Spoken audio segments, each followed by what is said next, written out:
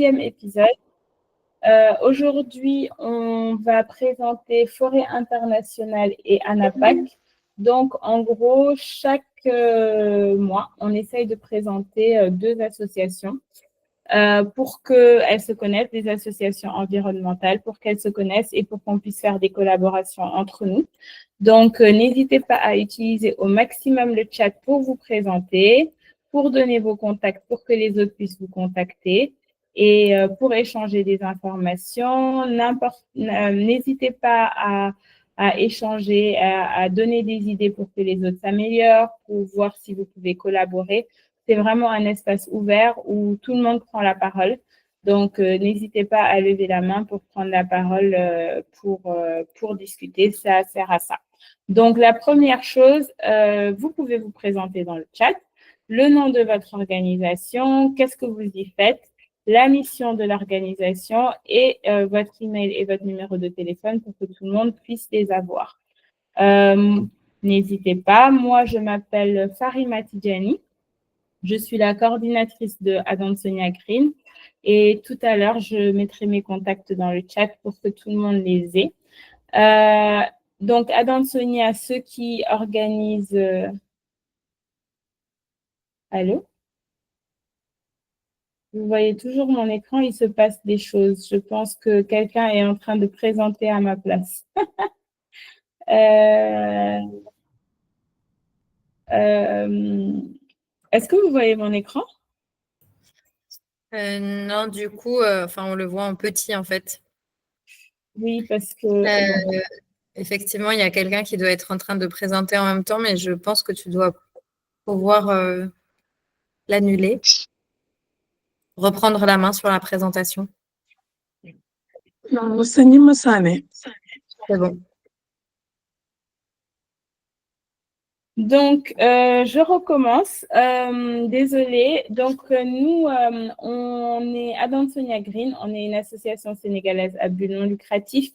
Et nous, on a plusieurs activités. On a des activités d'audit de marque et d'évaluation des déchets pour pouvoir avoir des données sur ce qu'on doit faire au Sénégal. Parce que nous, on veut implémenter des solutions environnementales et mettre en avant des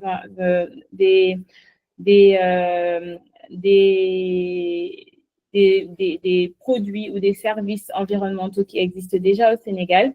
On travaille sur la sensibilisation de la communauté, mais surtout pour le soutien des entreprises. Et évidemment, on fait un peu de plaidoyer gouvernemental. Comme je disais, le plaidoyer, c'est la chose sur laquelle on a le plus de difficultés. Donc, n'hésitez pas, si vous voulez collaborer avec nous pour du plaidoyer, sur les deux sujets sur lesquels on travaille. Donc, après les audits de marque et après l'évaluation des déchets, on s'est rendu compte que 95% des plastiques des déchets qu'on ramasse dans la rue sont des plastiques.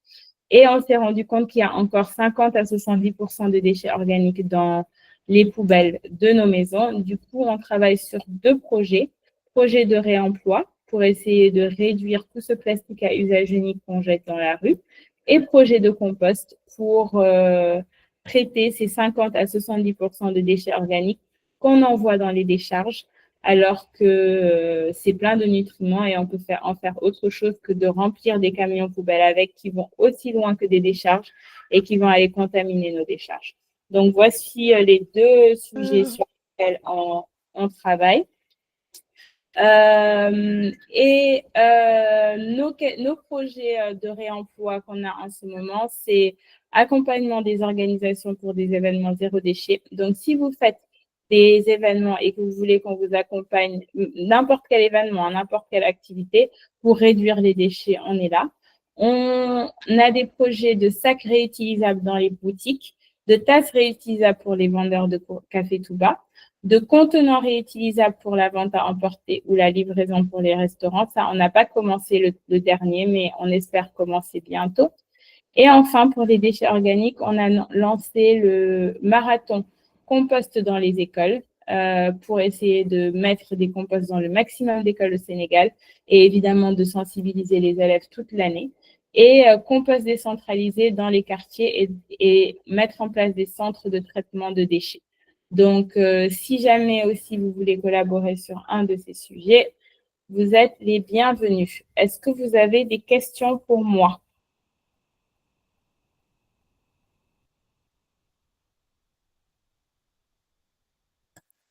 Non, pas de questions. Du coup, on va commencer la présentation des deux associations, mais avant de commencer, on voulait passer la parole à Marion pour qu'elle nous présente une opportunité pour les associations environnementales. Je vais arrêter de partager mon écran pour lui laisser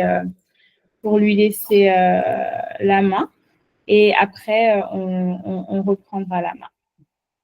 Marion? Ouais, donc bonjour, bonjour tout le monde. Donc moi c'est Marion. Je suis impliquée dans diverses organisations, donc dans l'association Zéro Déchet Sénégal, dans le collectif Souba et dans la Kimpa Vita. Et donc c'est de ça dont je vais vous parler rapidement. Donc je ne sais pas qui connaît la Kimpa Vita ici. Si vous pouvez mettre des petites réactions, emojis, cœurs, etc. Oui, Farima.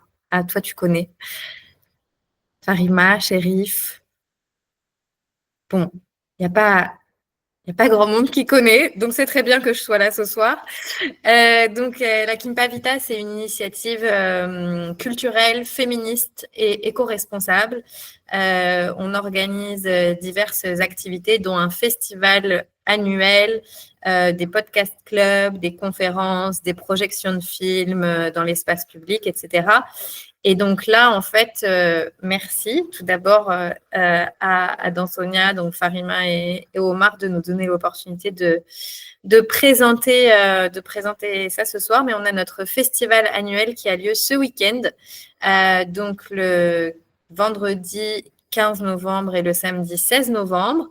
Donc, je vais juste vous présenter rapidement la programmation pour vous donner envie de venir. Et après, je vais parler rapidement de la démarche éco-responsable qu'on met en œuvre pour réduire l'impact environnemental de l'événement au maximum. Donc, pour commencer sur le festival, on a justement sorti la programmation aujourd'hui. Donc, on est très contents et soulagés de l'avoir fait à 4 jours de l'événement. Et donc,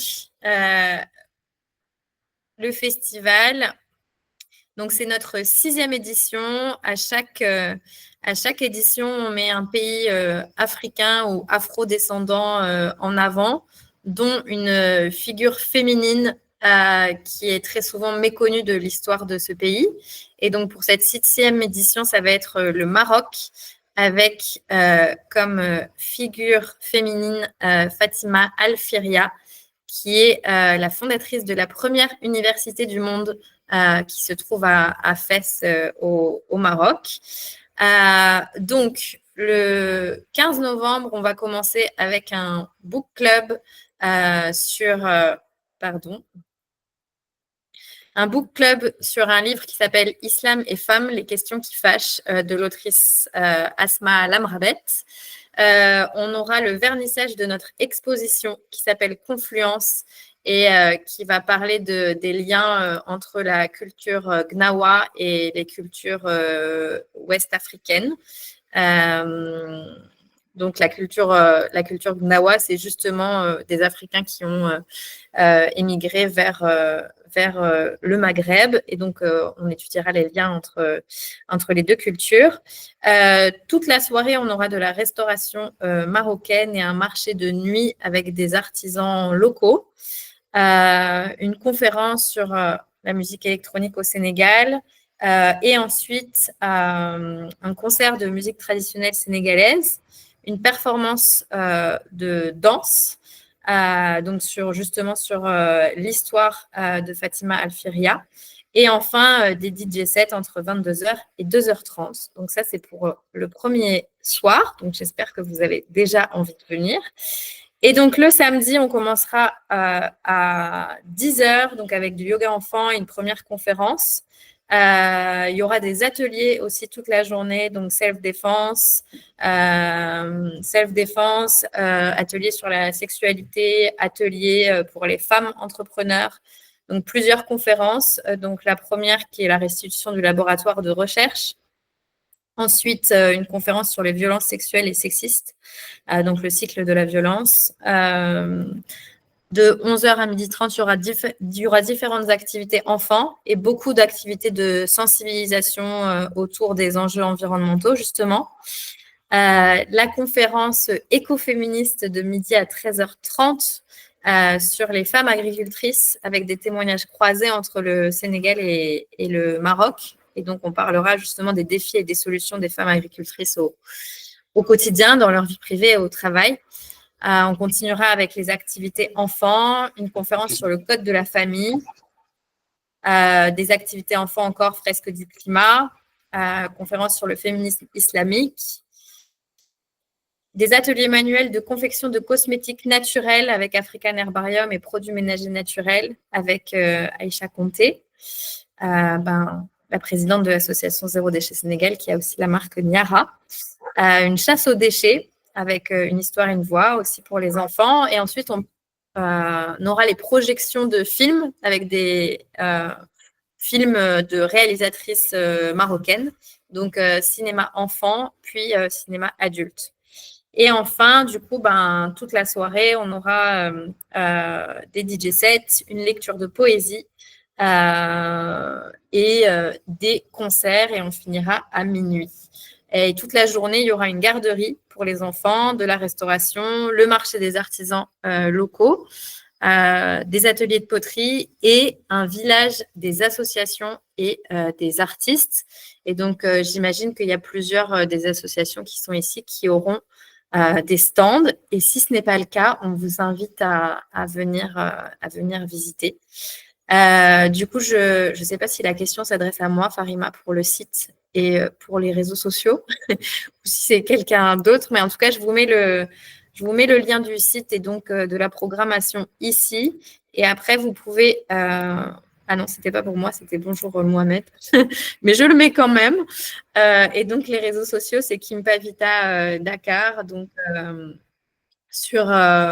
vous pouvez nous suivre sur Insta, LinkedIn, Facebook, etc. Donc, voilà pour la programmation rapidement. Et maintenant, je vais justement vous parler de la démarche éco-responsable qu'on met en place. Du coup, je ne sais pas si vous pouvez très bien voir, c'est sous forme de livret, mais bon, je vais essayer de vous montrer comme ça. Donc, en fait, il faut savoir qu'un événement de cette taille-là, un festival sur 2 jours, ou même quand on parle d'événements culturels, d'événements sportifs, de conférences, etc., ça a un impact environnemental considérable. C'est-à-dire qu'il y a beaucoup d'émissions CO2 qui sont liées au déplacement, notamment pour les participants qui viennent de l'étranger. Il y a une grosse production de déchets, notamment de déchets à usage unique. Il y a de la consommation d'énergie qui est liée aux équipements son et lumière, à la climatisation, etc. Et donc, pour nous, dès le début de la Kimpavita, ça a été essentiel d'agir en fait, pour essayer de réduire un maximum l'impact environnemental du festival et des activités. Donc, comment on fait? Très rapidement, on est sur plusieurs thématiques. Donc, déjà, la réduction des déchets. On va limiter tout ce qui est produit à usage unique. Donc, pas de paille, on utilise de la vaisselle réutilisable, des serviettes en tissu, des bouteilles en verre consignées. On a des bracelets pour les entrées en chute de wax, des éponges réutilisables. Il y a des fontaines à eau qui sont accessibles pour tout le monde durant toute la journée. Donc, l'eau est mise à disposition gratuitement. Et quelque chose qui fait la différence et qui est facile à répliquer, on a des carafes en verre et des verres sur les tables de nos conférences pour nos panélistes. Et enfin, évidemment, malheureusement, on produit quand même quelques déchets. Et donc, on les trie et on les valorise grâce à 2 entreprises partenaires, Cetic pour le plastique, papier, carton et métal, et Recycit pour les déchets organiques.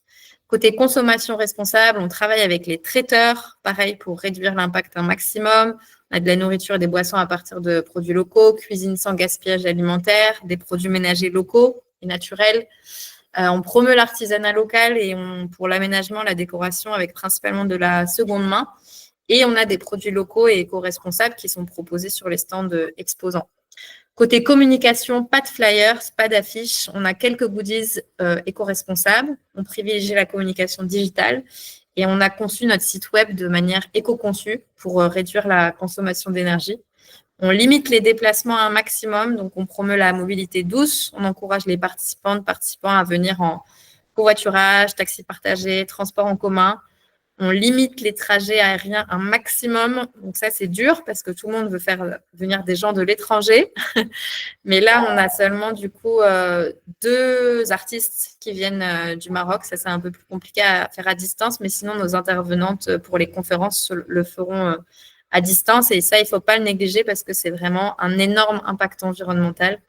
Pour vous donner un petit exemple, un aller-retour Dakar-Casablanca, c'est 0,85 tonnes de CO2, sachant qu'on doit atteindre les 2 tonnes de CO2 par habitant par an pour espérer un jour la neutralité carbone. On réduit la consommation d'énergie, donc on fixe des paliers minimums pour la climatisation, entre 23 et 25 degrés pour avoir un écart maximal en théorie de 6 degrés entre la température extérieure et intérieure. Et on sensibilise à fond, donc les bénévoles, les intervenants, les exposants, les participants à la démarche éco-responsable, à la fois en amont de l'événement, parce que ça c'est important pour que tout le monde soit intégré dans le process, et lors de l'événement sur place. On a des stands d'associations environnementales, on organise justement des conférences écoféministes et on a des activités adultes et enfants pour sensibiliser le public. Et enfin, à la fin de tout ça, on mesure l'impact.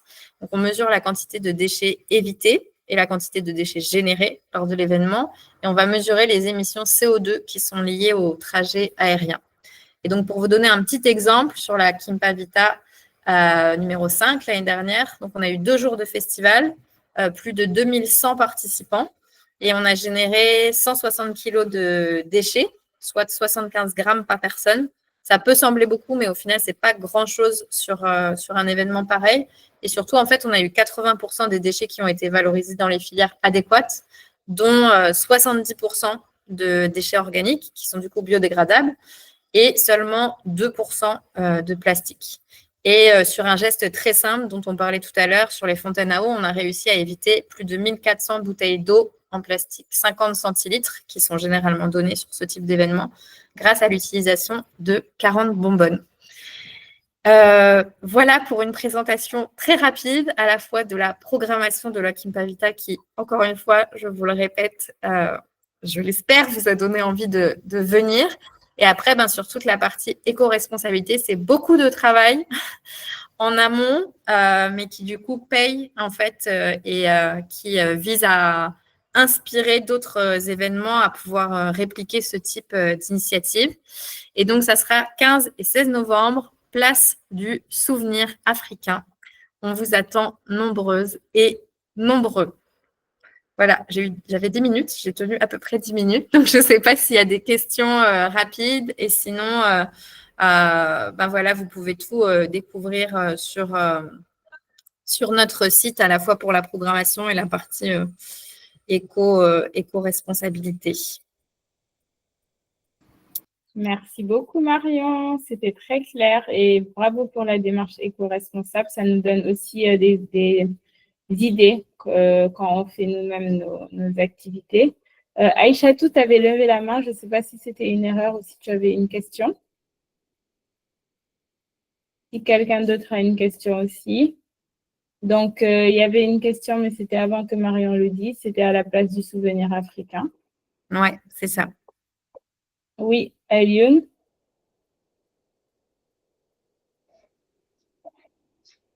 Ouais, et donc juste... Ah, vas-y. Bonjour. Allô? Elioun. Oui, Oui. vas-y. Ça va, je vais avoir une question. Oui. Concernant Marion, est-ce qu'on pouvait avoir votre coordonnée pour votre association-là? J'ai mis mes coordonnées dans le chat tout à l'heure. Et du coup, ouais, juste pour parler des partenaires, parce que c'est aussi important pour... Oui, parce que nous, là, Oui, vas-y, Alioune, pardon. Parce que nous, là, nous sommes représentants des jeunes Sénégal. on était à la recherche des partenaires qui sont dans le domaine de l'environnement. Alors, Si on pouvait avoir... on t'entend pas très bien, Alioune.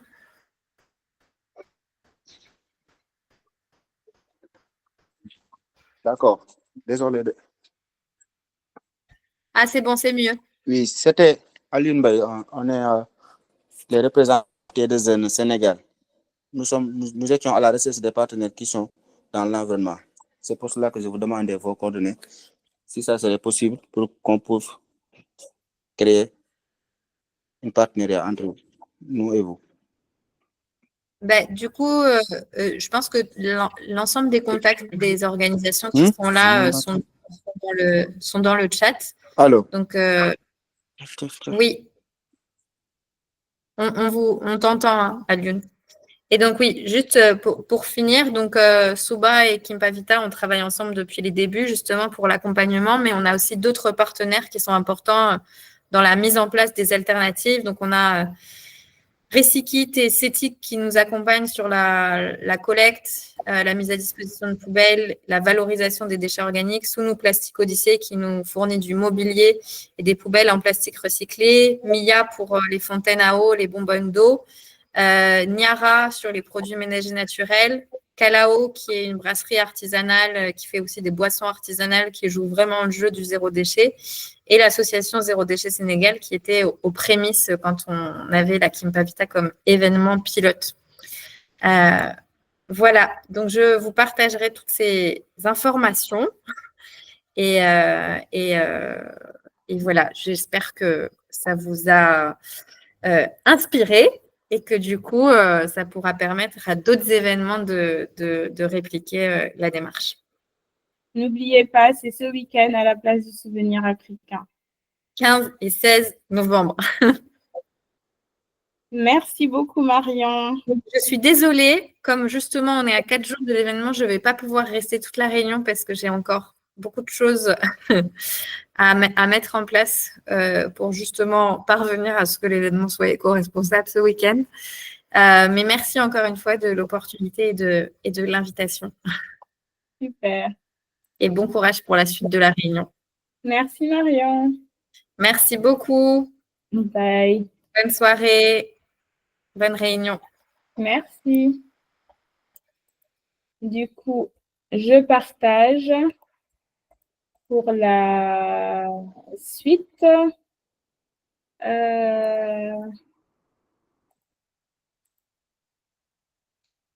Pour Forêt Internationale, c'est qui est représentant de Forêt Internationale?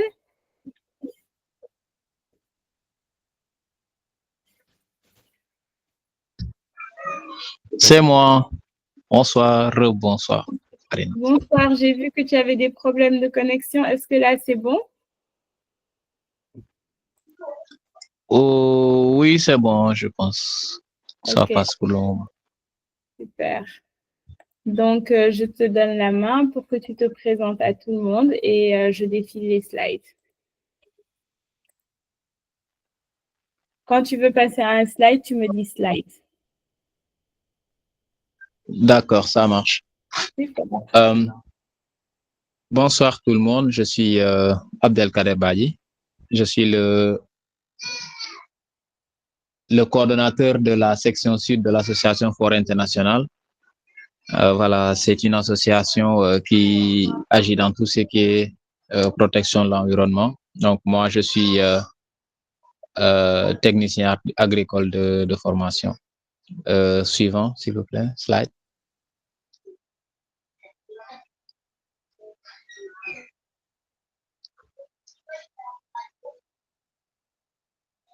Donc, voilà. Donc, Forêt Internationale est une association. Je pense qu'on n'a pas. Est-ce qu'on n'a pas sauté une partie?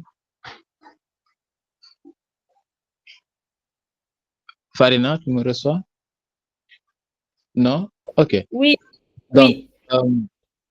Voilà. Donc, c'est une association qui est née à l'Université Cheikh Anta Diop de Dakar sur initiative d'étudiants et de professeurs qui, au début, étaient partis sur un constat de la dégradation continue du milieu universitaire et il fallait faire des actions. Donc, c'est de là qu'on a commencé avec le concept U4 Campus Vert et qui a évolué après vers l'association Forêt Internationale parce qu'à un moment donné, on s'est dit qu'il ne fallait pas se limiter au cadre universitaire où on a eu à mener des actions de reboisement au niveau de certains endroits comme le couloir de la mort, la faculté de médecine, la devanture de la BU, etc. Et c'est de là qu'on est parti vers l'extérieur pour un peu aller évoluer vers Forêt Internationale, pour un peu élargir la chose à d'autres structures. Slide, please.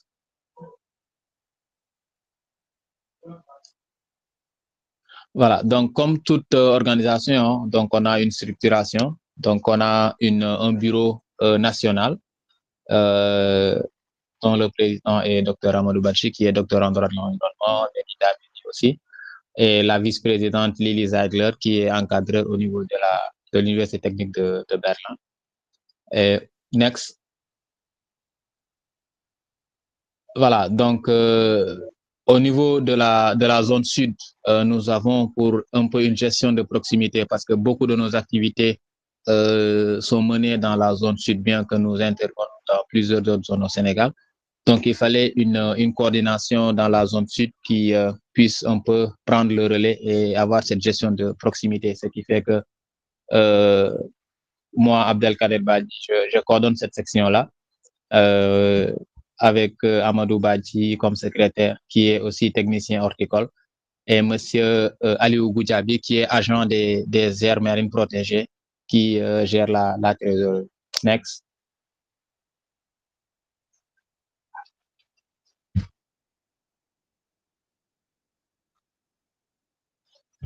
Voilà, donc nous avons un certain nombre de projets, dont le projet Forêt de la Paix, qui a été initié en Casamance dans les zones de conflit.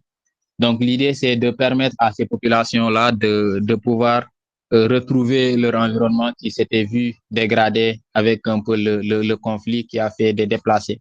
Donc, l'idée, c'est de les encourager à revenir dans leur zone, mais c'était de créer des activités qui leur permettaient de retrouver un peu ces zones qu'ils avaient perdues, cette verdure en fait qu'ils avaient perdue, mais aussi de les accompagner, de les aider avec des actions en faveur de l'environnement, mais qui pouvaient les aider à un peu revenir. On reviendra un peu sur ça. Next. Donc là, vous avez quelques images d'action de ces activités-là qui ont démarré depuis 2014. Donc, le programme Greening Africa Together, qui est aussi un programme qui a été initié par Forêt Internationale et qui a aujourd'hui été repris dans plusieurs pays en Afrique avec le partenariat avec l'Université technique de Berlin. Donc, qui est aujourd'hui pratiquement dans beaucoup de pays, dont le Bénin, le Burkina, le Cameroun, la République démocratique du Congo et plein d'autres pays, etc. Donc, récemment, nous avons reçu de nouveaux pays. Donc, on est au nombre de 11 aujourd'hui à constituer ce réseau-là, dont 3 pays de l'Europe. Next.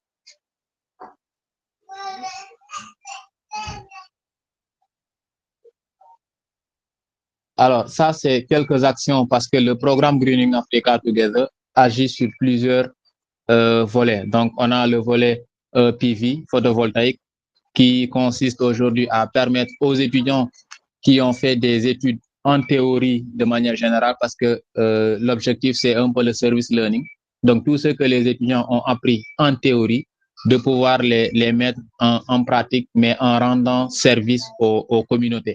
Donc, ça, c'est quelques images des installations solaires que nous avons eu à faire avec l'équipement des écoles, des maternités, mais aussi l'installation de séchoirs solaires ou de streetlights, c'est-à-dire de lampadaires solaires dans les villages. Next. Voilà, là aussi, c'est des images d'installation de biogaz parce qu'il y a un volet aussi biogaz pour permettre un peu de trouver des solutions alternatives aux populations et pour qu'ils ne dépendent pas exclusivement de la forêt pour l'énergie, pour la production d'énergie, mais aussi pour tout ce qui est... j'ai perdu la présentation, je ne sais pas si... Oui, il y a des gens qui, sans faire exprès, ils présentent et donc ça coupe mon écran. Mais je remets ça tout de suite.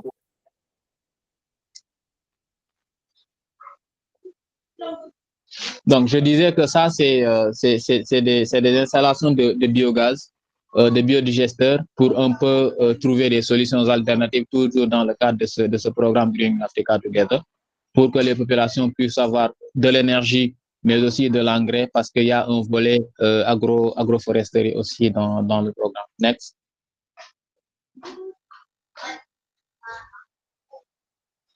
OK. Donc là aussi, c'est des activités de production de charbon bio, toujours dans la proposition de solutions alternatives pour ces populations-là, afin que au moins les zones reboisées puissent être protégées, parce que les populations ne dépendront pas forcément exclusivement de ça pour avoir aussi de l'énergie pour la cuisson, etc. Next, please. Voilà, donc à côté du projet du programme Greening Africa Together, nous avons le projet Eco School de Goudiri, qui était une initiative qui a été lancée à Goudiri et qui aujourd'hui a permis de sensibiliser les élèves dans tout ce qui est activité en faveur de l'environnement, mais aussi de pouvoir les accompagner dans les activités de mise en place de pépinières, etc., de faire des reboisements au niveau de la commune de Goudiri, mais aussi surtout particulièrement au niveau des écoles, mais aussi de les aider en les accompagnant sur les équipements sportifs, mais aussi en équipement pour leurs infrastructures sportives que nous avons réaménagé et refait pour certains. Next, please. Donc, ce programme a été accompagné par la Fondation Zenaga et Sport for Future. Donc là, vous avez quelques images d'activités de décoration, de reboisement, mais aussi de mise en place de pépinières au niveau des écoles dans la commune de Goudiri, mais aussi de mise en place de bancs écologiques avec tous les déchets ramassés lors des activités de cette étape. Next, please. Donc, à côté de ces activités, nous avons la campagne hivernale de reboisement aussi, que nous avons récemment lancée dans la zone sud depuis 2022, qui consiste à organiser des activités de reboisement au niveau de la zone sud. Donc, l'objectif, c'est de restaurer cette forêt-là, parce qu'au niveau de la zone Casamance, on se rend compte que la forêt est en train d'être agressée de manière vraiment abusive. Donc, l'idée, c'est de pouvoir aider les populations qui prennent des initiatives d'organiser des activités, ou bien de leur proposer des activités de reboisement en collaboration avec les services des eaux et forêts, et pour qu'on puisse au moins, après chaque hivernage, pendant l'hivernage, aller dans des zones, organiser des activités de reboisement avec les membres de l'association. Donc, c'est en ce sens que nous avons lancé cette initiative-là depuis 2022 et qui, jusque-là, continue à être organisée. Next, please.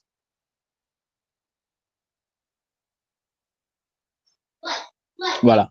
Donc, on a aussi le programme Jogjof que nous avons lancé depuis quelques années maintenant, qui consiste à organiser des actions spontanées après chaque constat. Quand on part d'un constat, donc un des membres peut aller dans une zone, constater que cette zone-là a besoin d'un assainissement. Donc, c'est des activités qu'on organise de manière vraiment spontanée, sans attendre, parce que d'habitude, c'est des trucs urgents et qui nécessitent des actions urgentes.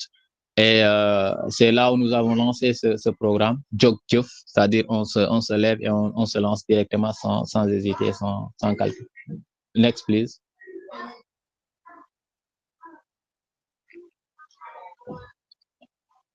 Voilà, donc par rapport à ce programme-là, nous avons commencé depuis Dakar avec l'organisation de cette CETAL au niveau de Magic Land déjà. Et une fois dans la zone sud aussi, le centre de santé de Bignona, qui était dans un état vraiment de salubrité très avancé, a bénéficié de ce programme-là, Jogjof, en janvier 2024. Next, please.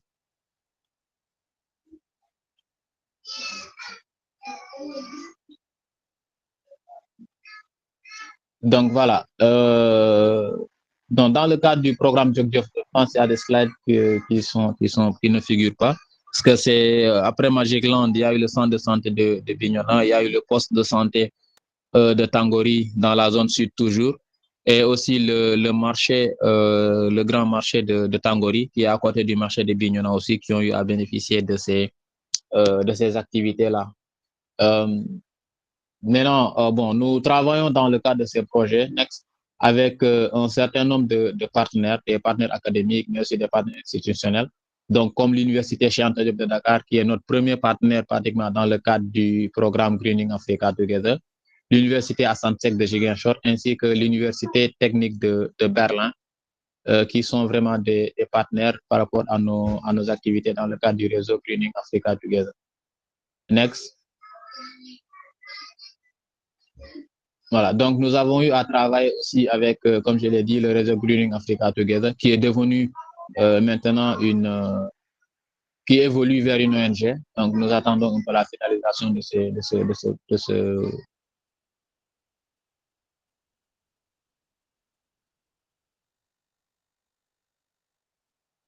Allô? Allô? Vous m'entendez?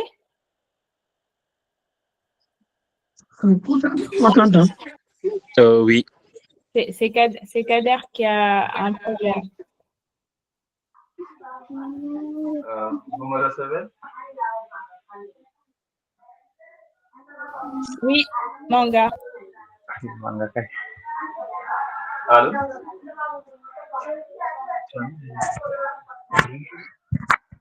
Bon, désolé, j'ai perdu ma connexion. Je ne sais pas, je vais devoir continuer sur ce numéro. J'espère que vous me recevez.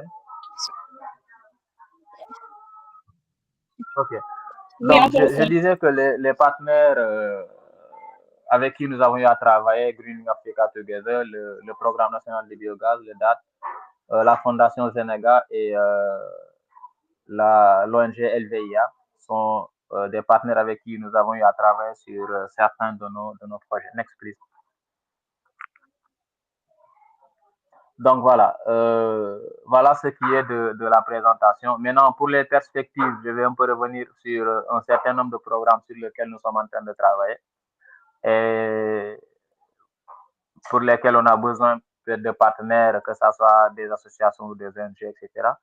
Donc, nous travaillons un peu sur un programme que nous avons dénommé EduCeco, qui a deux volets. Donc, on a le volet Eco School, qui est une continuité un peu de ce que nous avons fait à Goudiri et que nous voulons élargir dans d'autres écoles, c'est-à-dire organiser des activités dans les écoles de sensibilisation pour les jeunes. On a le programme Samad Khalin aussi, qui est un programme qui nous permettra d'accompagner les populations, de les sensibiliser, mais aussi d'organiser des activités comme la mise en place d'îlots de pépinières qui va permettre à ces populations-là d'avoir le courage d'organiser. Parce que d'habitude, nous avons fait le constat, ils veulent organiser des activités, mais ils ne savent pas les démarches à entreprendre pour avoir des plantes, etc. Donc, l'idée pour nous, c'est de mettre des îlots de pépinières dans certaines zones afin que toutes les populations, ou bien tous ceux qui veulent organiser des activités de reboisement, de pouvoir être fournis, être ravitaillés en plan et ne pas avoir besoin d'aller très loin. Donc, nous travaillons aussi sur un autre projet, Forêt de la Paix, que nous voulons élargir dans d'autres zones. Nous avons déjà commencé les démarches. Nous avons eu à rencontrer des populations qui sont en zone de conflit et qui aujourd'hui attendent qu'ils soient accompagnés dans le cadre de ces projets-là qui incluent, comme je l'ai présenté si haut, les activités de reforestation, mais aussi d'autres programmes comme le programme de biogaz et de fabrication de charbon bio pour que ces populations-là puissent, une fois de retour sur leur terre, trouver des activités non seulement des génératrices de revenus, mais qui ne dépendent pas exclusivement de la forêt qui a été agressée depuis toutes ces années du fait du conflit de cause. Donc, le programme Jokjof aussi continue avec l'organisation d'actions spontanées, mais aussi le suivi dans les zones où nous sommes déjà intervenus, où nous comptons continuer à organiser des activités de manière régulière afin de pouvoir garder les lieux propres et ne pas attendre que ça se salisse. Donc voilà un peu ce qu'on a en perspective. Et pour ces activités-là, pour ces projets-là, pour ces programmes-là, nous attendons des partenaires, nous attendons des avis des uns et des autres et surtout des échanges dans ce sens-là. Donc, je vous remercie pour votre aimable attention. Merci beaucoup, Kader. C'était très clair, c'est très intéressant. Nous, en tout cas, on vous contactera en perso pour le biogaz, le charbon écologique et surtout la sensibilisation dans les écoles. Du coup, ça fait beaucoup de sujets qu'on voudra discuter avec vous. Et même pour que vous participiez à notre projet compost dans les écoles. Donc, voilà. Est-ce que d'autres personnes ont des choses à dire? En tout cas, moi, je trouve l'évolution de comment vous êtes passé de l'université à comment vous êtes maintenant carrément dehors à faire des activités, c'est vraiment assez intéressant. Souvent, les organisations des universités restent à l'université. Donc, bravo pour ça. Est-ce que quelqu'un d'autre a une question pour Kader? J'ai partagé ses contacts. J'ai vu que vous aviez demandé ses contacts. J'ai partagé dans le chat. Est-ce que vous avez des questions pour lui ou on passe par la suite?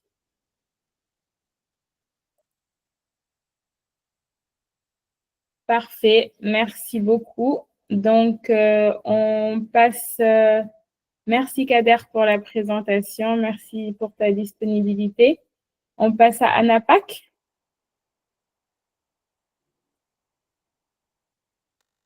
Oui, merci Fatim, merci à Forêt International pour la présentation. C'est Elhaj Amadouba, responsable administratif et financier de ANAPAC Sénégal. Comme je disais tout à l'heure, ANAPAC, c'est l'Association nationale des aires patrimoine autochtones communautaires. Donc, c'est une association qui a une envergure nationale. Je peux avancer sur le slide. Voilà, comme je peux rappeler, l'historique, c'est sur l'ANAPAC. Donc, au Sénégal, nous avons constaté l'existence de 6 principales zones éco-géographiques. Donc, sur ces zones éco-géographiques qui abritent un peu des écosystèmes terrestres, il y a aussi des écosystèmes fluviaux, il y a aussi des écosystèmes marins, il y a aussi d'autres écosystèmes particuliers. Donc, dans ce dispositif, donc, nous constatons plusieurs aires marines protégées, donc différents un peu des APAC. Les APAC, c'est une forme de conservation que les communautés ont adoptée eux-mêmes. Donc, quand on parle d'APAC, on parle des territoires de vie. Donc, c'est une forme de conservation territoriale qui vraiment consentit les efforts que font les communautés à travers cette forme de conservation. Donc, ces APAC-là, ils ont des problématiques sur la reconnaissance juridique, d'où le principal problème de l'ANAPAC qui est en train de faire de grandes plaidoyers pour vraiment porter ce grand plaidoyer au niveau institutionnel. Donc, vous pouvez avancer. Donc, sur la composition de l'ANAPAC, donc au Sénégal, on note aussi il y a 26 APAC qu'on a reconnus. On rappelle pour le système de reconnaissance sur les APAC, d'identification des APAC, c'est une association qui s'appelle KBK, qui sont basées au niveau de Ziguinchor, qui a aidé un peu le PMFM. Le PMFM, c'est notre partenaire programme microfinancement Fonds mondial pour l'environnement, qui a aidé à la mise en place de ces APAC. Donc, sur la reconnaissance, c'était KBK qui était chargé de vraiment aller vers les communautés pour vraiment identifier c'est quoi les APAC. Donc, on a répertorié au Sénégal donc 26 APAC, dont 8 emblématiques. Donc, sur ces APAC-là, donc il y a seuls 6 qui bénéficient d'une reconnaissance de l'autorité administrative au niveau local.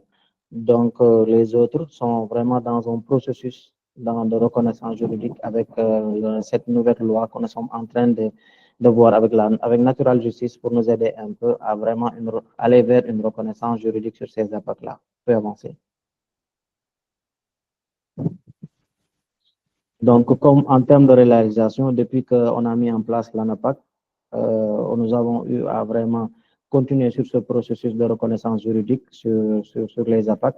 Il y a aussi l'implication sur les acteurs clés qui sont les gardiens de ces APAC-là. Il y a aussi une prise en compte de quelques codes qui sont concernés.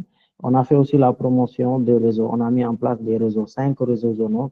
L'ensemble de ces 5 réseaux zonaux qui ont permis de mettre en place cette structure au niveau national. Nous avons aussi organisé des plaidoyers au niveau des élus, au niveau des communautés, au niveau des autorités locales. Il y a eu aussi des renforcements de capacité avec les acteurs, avec l'intercommunalité. Nous avons eu aussi à échanger avec d'autres pays quand nous avons les mêmes problématiques, comme concernant par exemple le Burkina.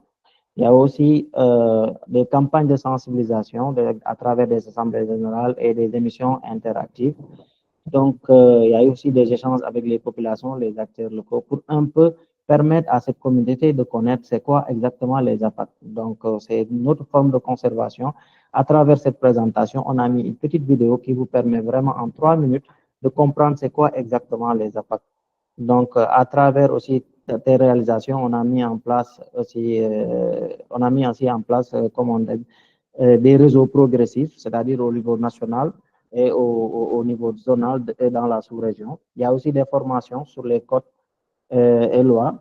Il y a aussi des échanges avec aussi certaines autorités locales pour nous aider un peu à porter le plaidoyer au niveau étatique. Allez-y. Toujours dans ces réalisations, nous avons aussi à la disposition des documents qui sont vraiment accessibles aux communautés pour permettre aux autorités locales de connaître c'est quoi les impacts qui est un peu différent des aires marines protégées. Par exemple, quand il y a une insuffisance sur les connaissances, sur les concepts entre la DAMP, la direction aires marines protégées et les APAC. Dans les APAC, c'est une forme de conservation qui est purement communautaire.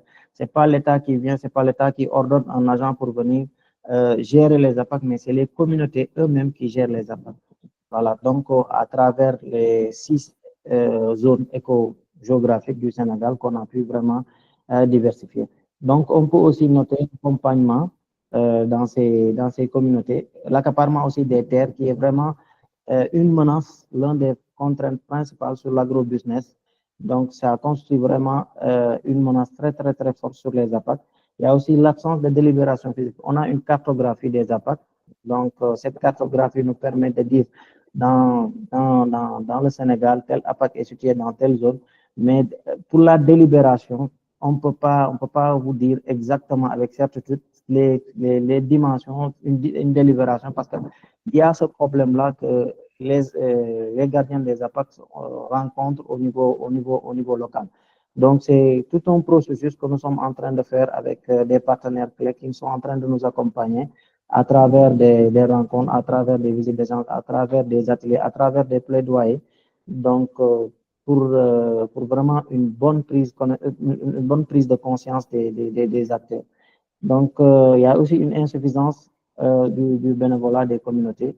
Dans le cadre des APAC, c'est vraiment de l'énergie pour la surveillance, pour l'accompagnement. Ça demande beaucoup d'énergie. Sinon, au fur et à mesure, les communautés risqueront vraiment de perdre ces types de conservation, qui sont vraiment très, très, très intéressants et très bénéfiques pour nos communautés. Allez-y. Excuse-nous, Elage, tu peux nous dire c'est quoi APAC? APAC, c'est les aires patrimoine autochtone communautaire. C'est des formes de conservation différentes des aires marines protégées.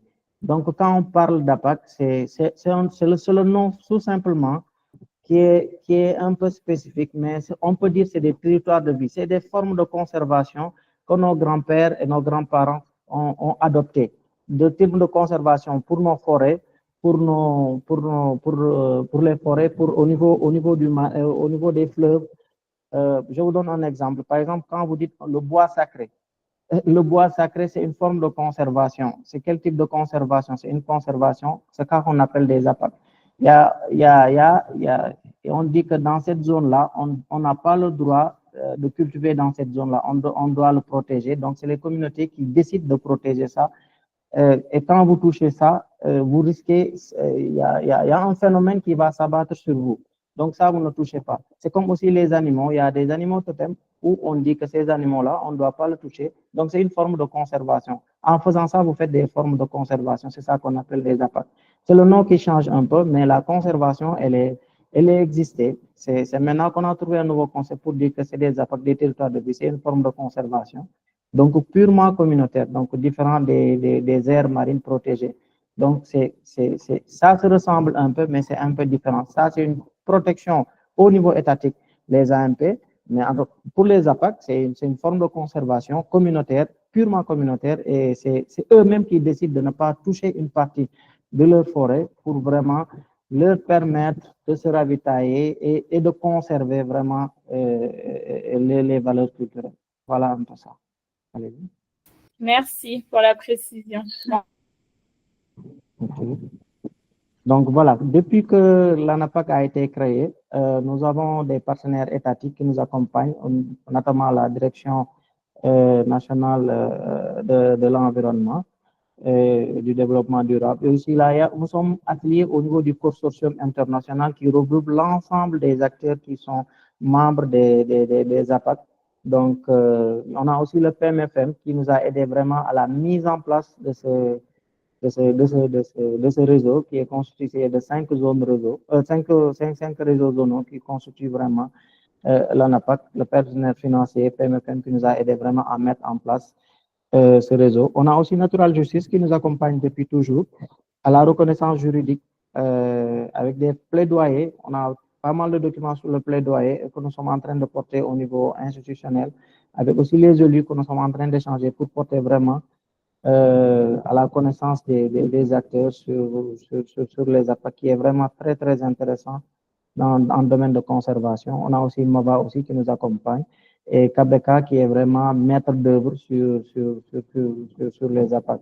Donc, ils ont vraiment une expérience très, très solide sur les APAC. Donc, voilà. Maintenant, j'ai partagé une petite vidéo qui va vous permettre un peu la localisation de certaines APAC qui sont un peu éparpillées dans le Sénégal et qui vous permet un peu de connaître c'est quoi exactement les APAC, et ça vous permettra d'avoir une idée beaucoup plus large sur les APAC. Ok, merci beaucoup. Alors, je cherche la vidéo elle est sur les slides, hein? Voilà, c'est ça. Malheureusement, là, j'ai pas de vidéo. C'est ça la vidéo? Oui, ça commence comme ça. Je peux vous renvoyer, hein. Je vous renvoie ça si vous voulez. Je vais voir si je l'ai ailleurs. Comme ça, je peux. C'est une vidéo courte. J'aimerais bien qu'on la passe pour que ça nous explique bien. Alors, est-ce que je l'ai là? J'ai un problème avec ce fichier. Je ne l'ai toujours pas. Ou bien vous pouvez la partager sur votre... Non, ça ne marche pas. Vous pouvez la partager sur votre écran? Vous avez un écran où vous pouvez la partager ou pas?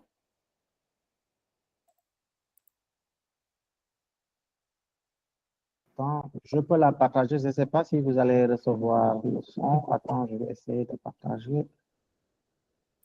Voilà.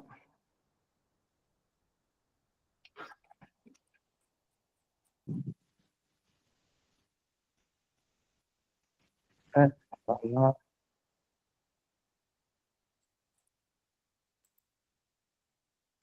C'est bon? Oui, c'est bon.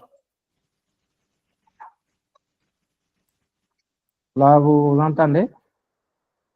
Non.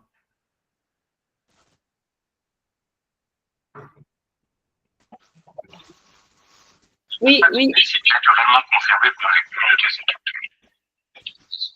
Leur mode de conservation fondé sur des pratiques spirituelles.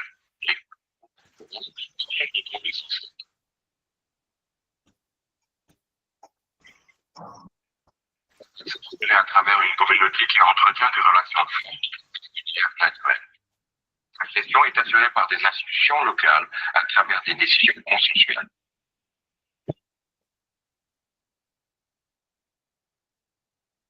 Il existe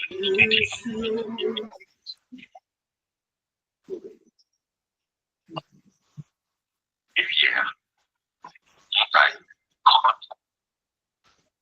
pépinière, c'est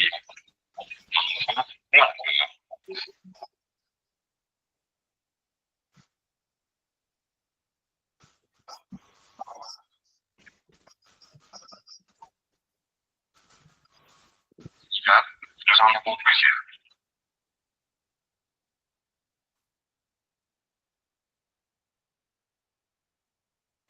D'entre elles, identifiées et soutenues par les démarches de financement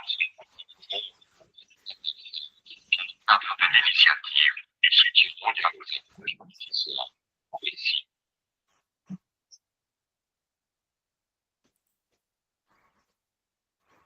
Et celle-ci, la rivière du Kékei, la montagne de Pater, pays Massari, la forêt colonique de Kilor Didiak, et non loin de Sokon, et Bas Gourmet dans le delta du Salon. Ça porte une étape modèlement difficile. Au Sénégal, les îles Dumbo, c'est-à-dire dans la commune de Nit, Rwanda dans le Mangakourak, à Bignoni. L'île, pour les Kataka, Kadala de Bona, et Malaisie.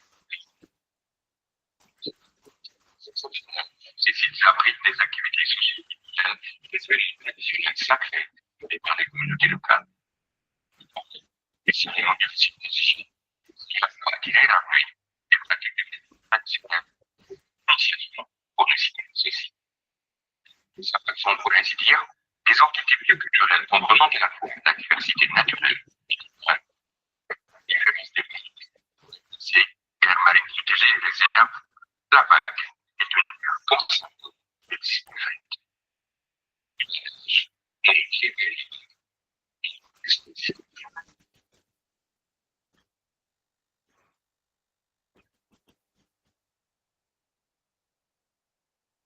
Donc, voilà. Malheureusement, ça a un peu bugué de notre côté. Est-ce que la vidéo est disponible sur YouTube? Bon, on ne l'a pas encore mis sur YouTube, mais je pense que je peux partager avec vous. Ok. Et comme ça, à votre niveau, vous pouvez partager avec le reste de la communauté. Voilà, c'est ça. D'accord, ok. Je vais vous envoyer ça après. Super. Ça serait top. Bon, Désolée.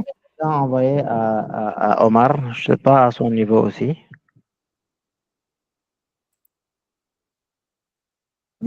J'ai une question. Vous vous basez sur quoi pour identifier les zones? Ah bon, voilà. Donc, pour l'identification des attaques, on avait dit à une organisation qui s'appelle KBK. Ils sont spécialistes pour l'identification des attaques. Il y a un mode de critères pour l'identification des attaques. D'où l'adage, on a dit qu'on ne crée pas des attaques.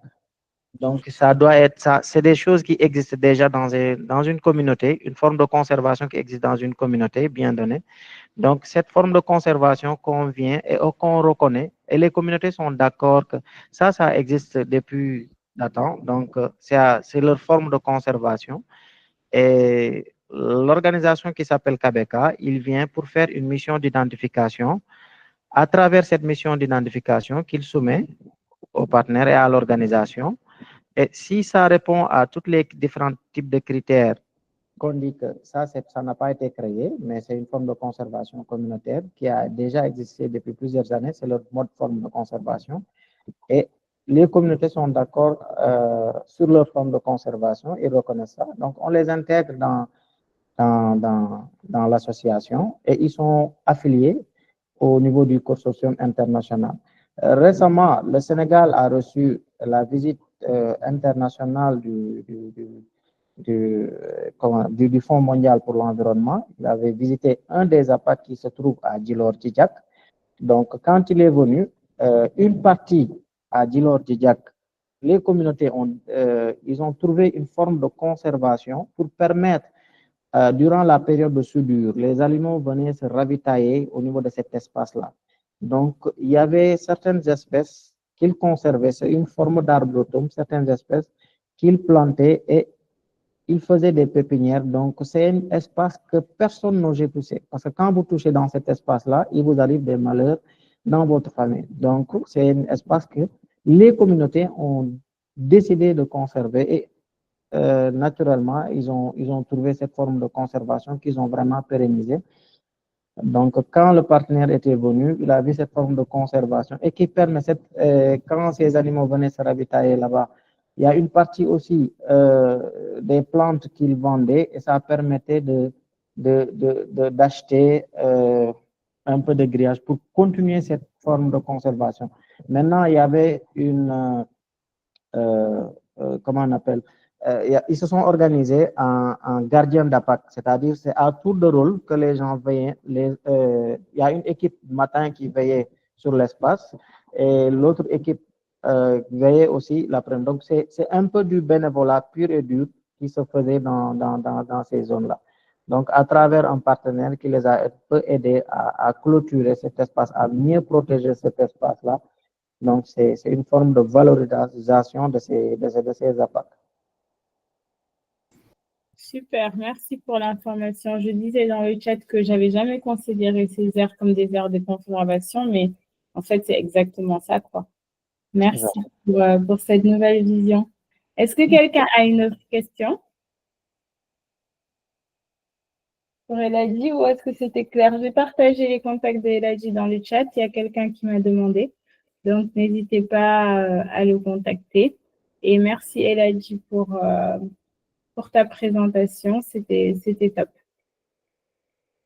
Si vous avez des questions encore, n'hésitez pas. Et on va partager la vidéo dans le groupe des organisations. Du coup, est-ce que quelqu'un veut rebondir sur ce qui a été dit aujourd'hui ou déjà on vous partage des contacts? Est-ce que quelqu'un veut rebondir sur ce que Forêt Internationale a dit ou bien ANAPAC? Moi, en tout cas, j'ai pris les contacts. Je vais vous contacter. Oui, Magat. Oui, Magat. Bonjour, Mendoy. Wow, bon, je suis dans le Sénégal des profondeurs vers la zone de lac. Mangi lac de guerre. Mangi lac de guerre dans une mission nekk ci àll bi fi nekkoon amul réseau. Mangi door dellu nii ci côté Saint-Louis. Et moo tax damay profiter pour vraiment remercier El Hadj Amadou Ba. Bien que li mu doon wax yëpp nekkuma fi mais je sais qu'il maîtrise bien les dossiers de l'ANAPAC.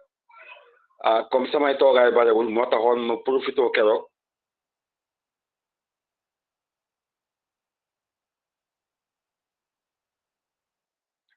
Man maa jëloon engagement au nom de l'ANAPAC mais bi ma xamee ni du ma fi nekk c'est la woo Amadou Ba. El Hadj qui est le responsable administratif et financier de l'ANAPAC et di ko remercier si contribution bi nga xam ne def na ko pour la visibilité de l'ANAPAC et pour le bien des communautés. Et je m'excuse vraiment de la dans la zone de la guerre et réseau bi yombul trop si zone boobu. Ok, jërëjëf.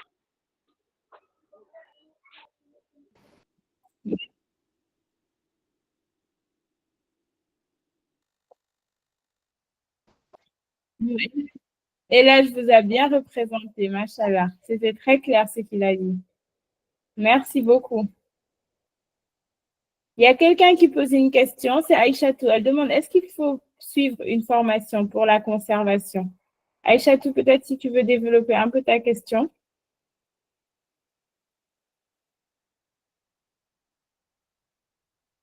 Aïchatou, tu es là?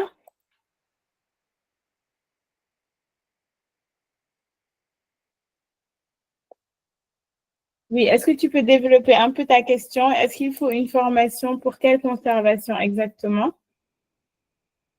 Est-ce qu'il faut une formation?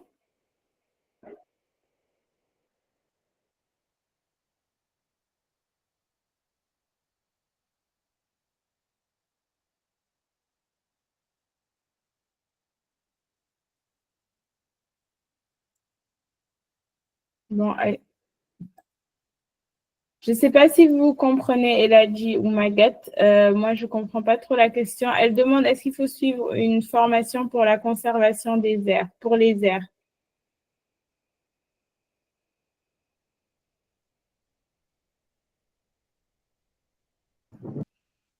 Bon, pour moi, il Oui. n'y a pas de formation, ou bien?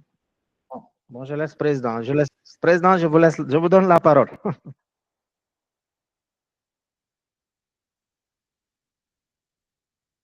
Je n'ai pas bien entendu la question, mais s'il s'agit d'une formation pour les aires protégées, voilà, pour la conservation, parce que nous, ce qu'on parle de l'impact, ce n'est pas la conservation classique. C'est une conservation communautaire bien ramenée, et les populations, nos ancêtres, ont très tôt entamé cette conservation. Et ce qu'on appelle les aires du patrimoine communautaire, ça entre dans ce qu'on appelle les autres mesures de conservation efficaces, les AMC. On peut dire que toutes les autres mesures de conservation, c'est à la conservation classique de l'environnement et à la conservation classique de la biodiversité et de la nature, mais à ce qu'on appelle la conservation communautaire. Bon, c'est des règles, ce n'est pas des formations, mais c'est des règles de vie que nos ancêtres et grands-parents ancêtres ont l'habitude de vivre.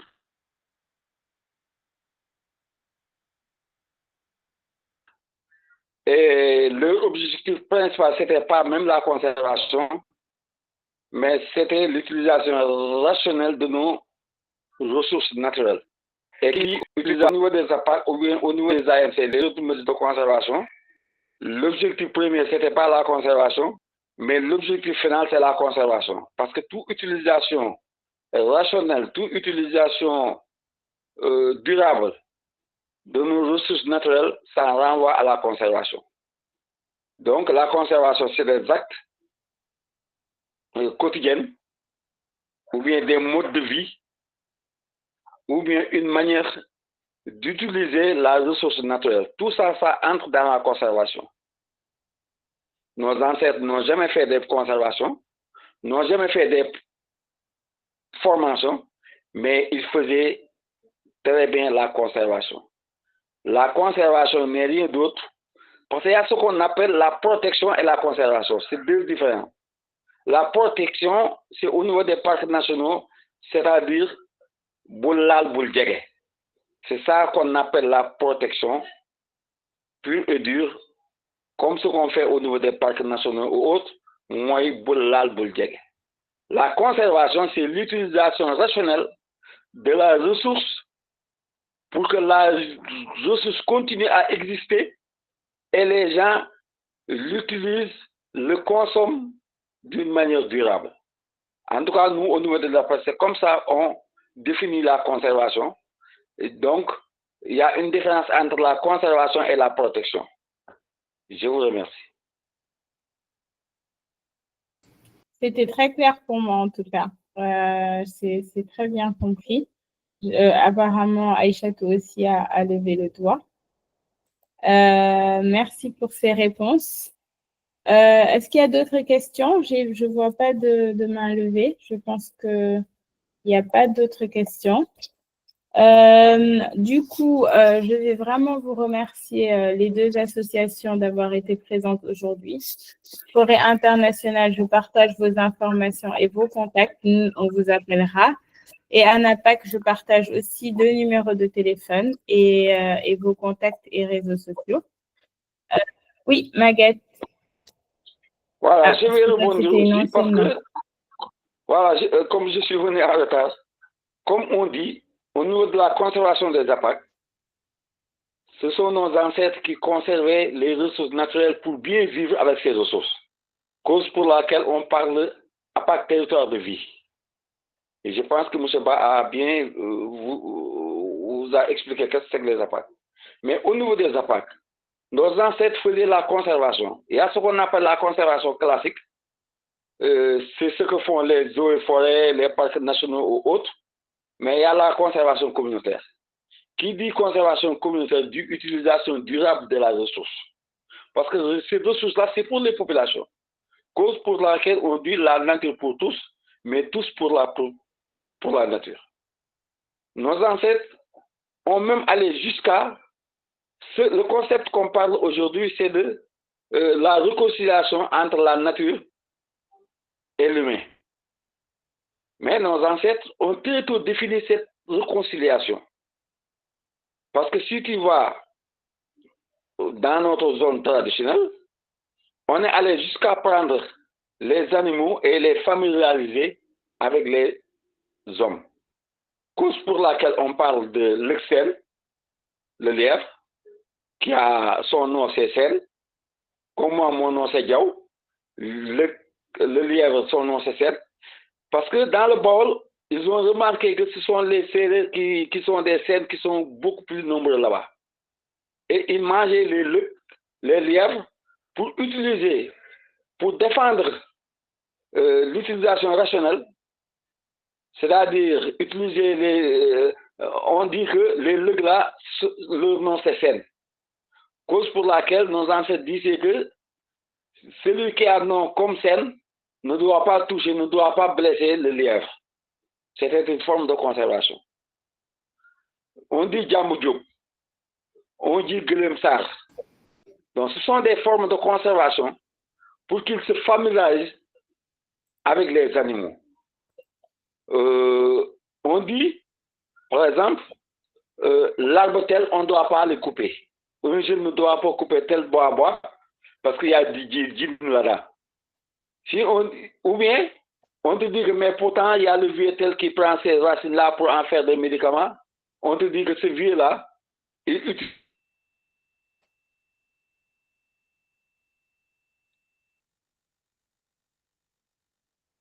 des versets. Allô?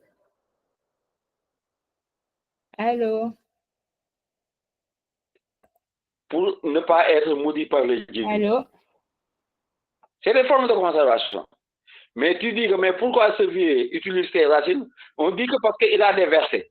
Et les versets là, oui, la façon communautaire a été sur un. Non, non.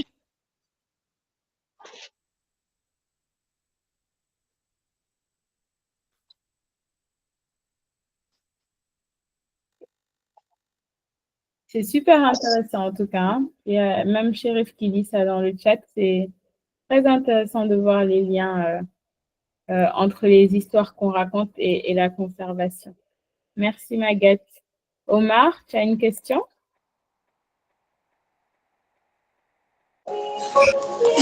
Une contribution. Fatima, bonsoir. Juste une.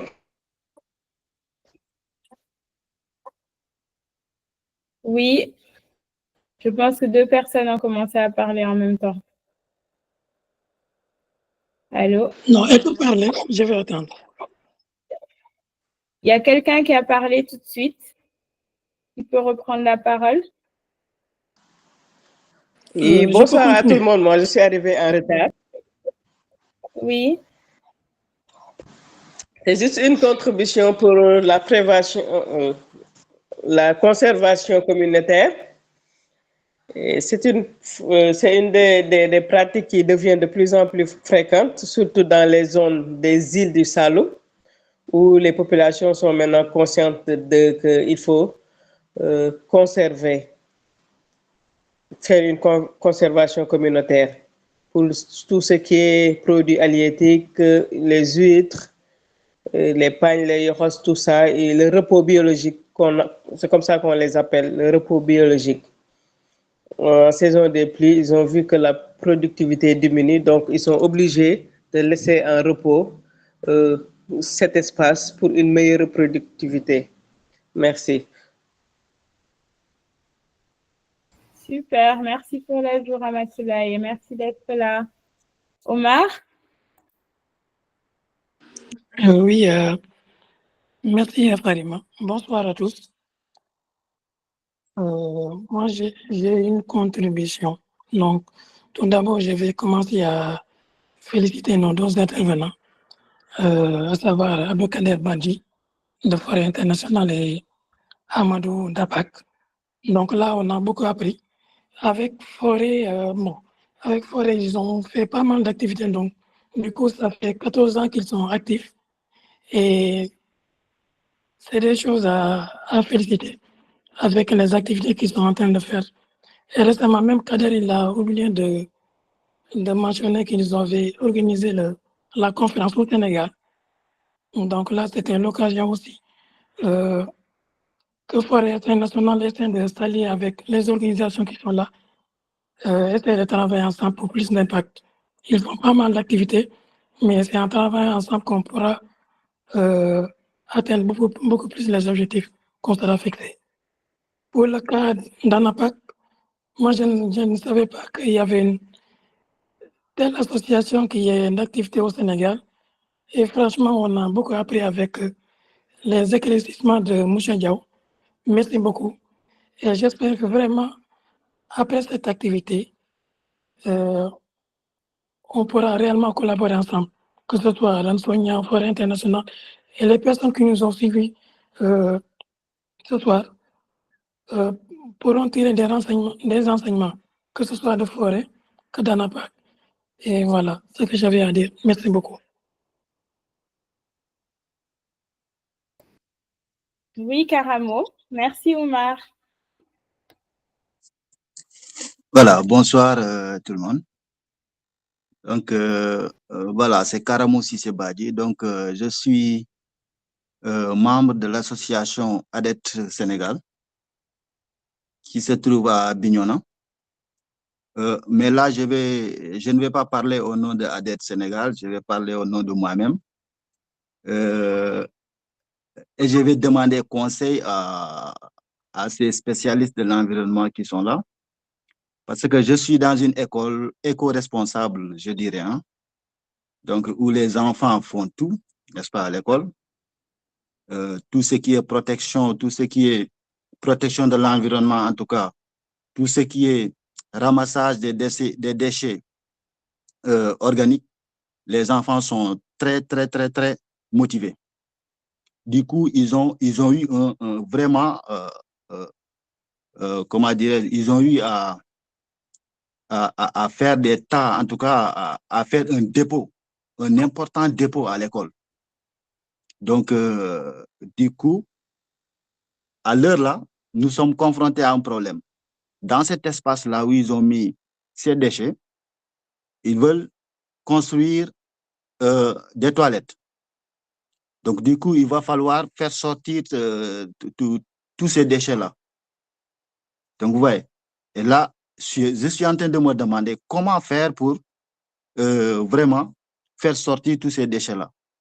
S'il faut les brûler, parce que là, j'ai du mal vraiment à les brûler, parce que c'est du plastique. Donc là, j'imagine comment ça peut répercuter, n'est-ce pas, sur les gens qui sont autour, parce qu'il y a des maisons qui sont autour. Donc, et aussi, il y a des fers, en tout cas, eux, ils ramassent tout, hein. Tout ce qui n'est pas bon pour l'environnement, ils ramassent. Donc, surtout, j'ai ce problème-là. Mais surtout, en ce qui concerne les déchets plastiques, c'est tout mon grand souci. Donc là, je vous pose des questions parce qu'il y a des gens qui sont là, spécialistes de l'environnement, s'ils peuvent m'aider en tout cas à trouver des solutions. Voilà, c'était juste. Merci. Merci, Karamo. Est-ce que quelqu'un peut lui répondre? Renop, c'est pour lui répondre ou bien c'est pour une autre question? Merci beaucoup. Je m'appelle Yael Sinsé, je suis le président du réseau national pour la protection de l'environnement du Sénégal de RENOP. Et je félicite encore Patrice Ba sur son exposé par rapport à l'ANAPAC et féliciter encore le président Magatte Diaw pour les éclaircissements. Et on peut revenir aussi sur les discussions qui ont été faites. Et encore par rapport, comme dans le RENOP, il y a pas mal de techniciens qui s'occupent autour de l'environnement. Et il y a beaucoup de spécialités au niveau de l'environnement. C'est pour cela, moi, en tant que président... Donc, tu fais partie des techniciens. Merci beaucoup, Magatte. Donc moi, je m'occupe pratiquement sur des problèmes de déchets, où je suis spécialiste par rapport aux problèmes de déchets, et il y a d'autres qui sont spécialistes sur d'autres types de déchets. Mais je pense que par rapport à Karamoko Sissé Badji, et ce qu'il vient de dire tout de suite, moi je pense bien que il faut envisager de faire le tri sélectif au niveau au niveau de ces tas d'ordures, enlever tous les papiers, tous les objets, faire le tri sélectif et ensuite ratisser complètement le dépôt et envisager en même temps de faire des trous, sachant bien que ces trous-là peuvent vous appuyer par rapport à la sélection des déchets et au tri des déchets. Je n'ai pas vu, parce que si vous avez des photos ou des clichés que vous pouvez nous envoyer, peut-être qu'on pourra vous dire ce que vous allez faire en rapport avec ceux qui sont en place chez vous pour que vraiment vous puissiez vraiment terrasser complètement ce dépôt-là. Et vraiment, je félicite tout le monde. Il y a Papis Ba qui est le chargé des projets du RENOP et il pourra vraiment intervenir par rapport à beaucoup de questions qui seront posées. Mais vraiment, je suis satisfait. Je suis très satisfait de vous rejoindre et de participer à cette réunion. Et encore félicitations à tout le monde. Merci beaucoup. Je passe la main à Kader et après on repasse à Karamo parce qu'il a l'air de dire que les déchets sont déjà triés, donc peut-être on a mal compris. Karamo? Donc voilà, effectivement, ce que j'ai écrit, c'est ça. C'est déjà trié. Nous avons déjà trié. Tout ce qui est plastique, c'est ensemble. Tout ce qui est fer est ensemble. Donc voilà. Et du coup, ça fait un grand dépôt, quoi. D'accord. Voilà, Kader, tu voulais dire quelque chose? Je ne sais pas si c'est Kader ou Manga. Je suis perdue.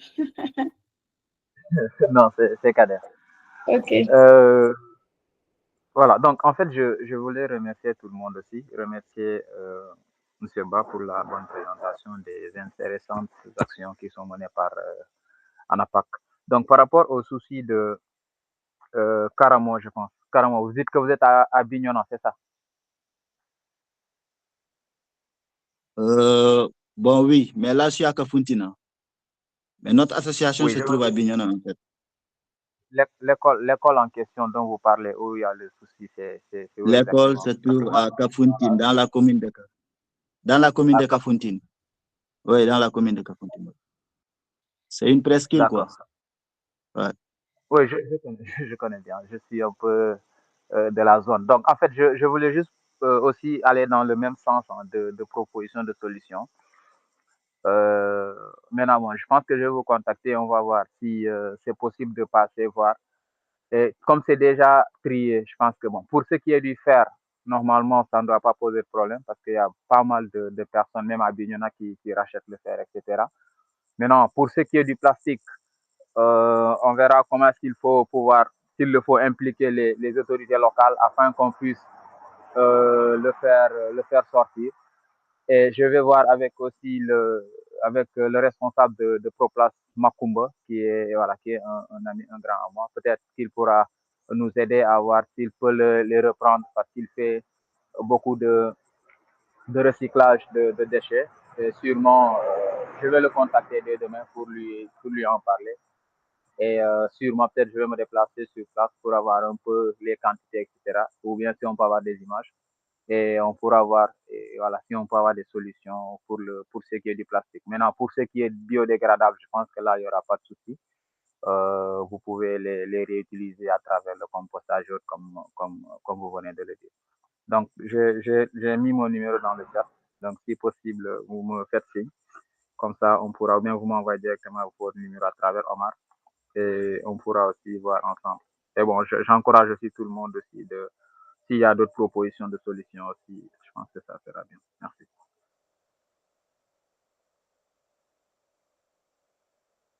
Super top. Merci beaucoup pour cette solution. C'est vraiment top. J'ai remis ton numéro dans le chat. Omar dit qu'il connaît un recycleur à Diana. Omar, peut-être si tu peux mettre tes contacts dans le chat pour qu'on puisse te contacter pour les recycleurs. Et l'âge? Bon, voilà, je voulais juste le rassurer par rapport, je confirme un peu ce que Ndiaye disait avec le RENOP. Donc, le RENOP et ANAPAC, je pense que beaucoup de membres de ANAPAC sont sortis du RENOP, donc c'est la même chose. C'est les deux organisations un peu différentes, mais nous sommes dans le même sillage. Donc, concernant les types de recyclage sur les trucs de plastique, je pense qu'au niveau de l'université, qui est au niveau de Ziguinchor, il y a déjà des étudiants qui font des recyclages sur des pavages avec le plastique. Je pense qu'ils sont très intéressants.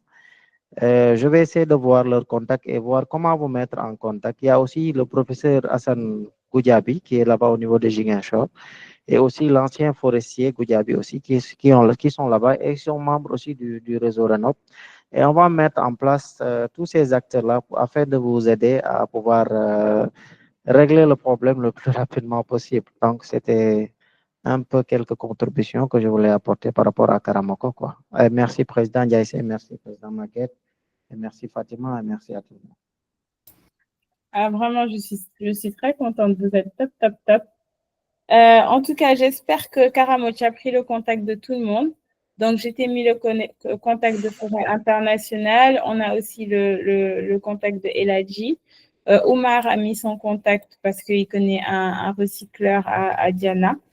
Et on peut continuer la discussion. Je vous ai mis le groupe WhatsApp des organisations Green si vous voulez. Super, Karamo. J'ai vu une main levée ou bien non? Non, je pense que c'est bon. On a dépassé l'heure et je vais me faire taper dessus. Merci pour les contributions. Merci pour surtout la solution trouvée pour Karamo. Surtout pour une école, je trouve ça hyper intéressant et important. Si les déchets sont triés, comme on dit, les déchets organiques, on peut sans problème les composter. Karamo, si tu veux nous contacter aussi pour le compost, on est disponible. On ne va pas faire de rencontre en décembre parce que c'est décembre. Du coup, la prochaine rencontre entre associations, ne la ratez pas, ce sera le 28 janvier. Si vous voulez passer pour présenter votre association, n'hésitez pas à nous contacter pour nous dire que vous voulez passer. Ça, c'est les prochaines activités de Adam Sonia. Donc, on fait plusieurs types de rencontres. En novembre. On a des rencontres sur les déchets organiques, si ça vous intéresse. C'est ce QR code-là. On a des rencontres sur les formations audit de marque. Et enfin, on va faire une visite à Mbebus le 30 novembre. Donc, voilà ce qui se passe chez nous. Et si vous voulez contacter Forêt Internationale et ANAPAC, prenez la photo de ce slide ou regardez dans le chat. Et enfin, si vous voulez rejoindre notre communauté de Adam Sonia, voici nos contacts et voici le lien pour scanner, le scan pour rejoindre la communauté générale. Voilà, on a dépassé de 6 minutes. Merci à tous de vous être connectés. Merci aux deux associations de s'être présentées. Ce que nous, on veut, c'est la collaboration entre nous. Donc, vraiment bravo pour cette collaboration. Et puis, on se retrouve en janvier et sinon, on se fait les liens chacun de son côté pour avancer sur nos projets personnels. Merci à tous. Passez une très belle soirée et à bientôt. On se reparle en janvier, Inch'Allah. Au revoir tout le monde. Bye bye. J'ai l'impression que Bye bye. Ah, quand même, j'entends une voix. Ciao, ciao.